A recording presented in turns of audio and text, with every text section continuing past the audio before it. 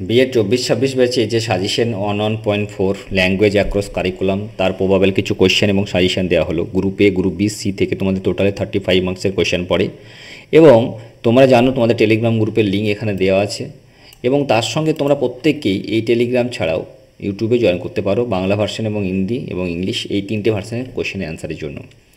তো তোমাদের গ্রুপের কিছু প্রবাবেল সাজেশন দেওয়া হয়েছে। পাঠ্যক্রমে ভাষার বিস্তৃতি বলতে কী বোঝায়, চমস্কির ভাষাতাত্ত্বিক দুটো বইয়ের নাম এবং তাদের পুরো নাম, বহু সংস্কৃতবাদ বলতে কী বোঝায়, প্রশ্নকরণ কী, ভাষা কাকে বলে, আদর্শ ভাষা দুটো বৈশিষ্ট্য, বদ্ধ ভাষা, মুক্ত ভাষা, বর্ণনামূলক পাঠ, ব্যাখ্যামূলক পাঠের মধ্যে পার্থক্য কী। গ্রুপ বি থেকে যে কোয়েশ্চেনটা তোমাদের দেওয়া হয়েছে, তোমরা জানো 5টা কোয়েশ্চেন থাকে, 5 মার্কসে 3টে করতে হয়। প্রমিত ভাষা ও উপভাষার মধ্যে পাওয়া যে ডাইনামিক্স ধারণা তার সম্পর্কে আলোচনা করতে বলেছে।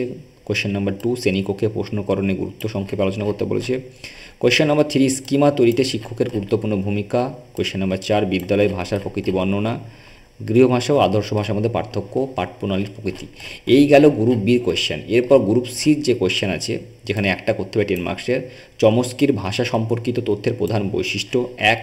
আর কোয়েশ্চেন নাম্বার 2 করতে হবে ভাষা শিক্ষার বিশেষ শিক্ষামূলক কার্যাবলীর গুরুত্ব। অর্থাৎ দুটো থেকে তোমরা একটা করবে, একটা আশা করি কমন পেয়ে যাবে। তাই নতুন প্রথম পরীক্ষা, তোমাদের চাপের কিছু নেই, বি রিল্যাক্স পরীক্ষা দাও, পরীক্ষা হলে জানতে পারবে, গ্রুপে জয়েন থেকো, বাকিটুকু তোমরা সময় এলে সব কিছু বুঝে যাবে। ঠিক আছে, আমি আজহার স্যার তোমাদের সঙ্গে সব সময় আছি। বিএড নিয়ে অন্তত চাপ নেওয়ার কোনো দরকার নেই। বাকি নোটস এবং পিডিএফ পেতে তোমরা এই পিডিএফ লিঙ্কে ক্লিক করবে, ডেসক্রিপশনে আমি দিয়ে দেবো, সেখান থেকে তোমরা সব পেয়ে যাবে। সবাই ভালো থেকো, সুস্থ থেকো, বেস্ট অফ লাক।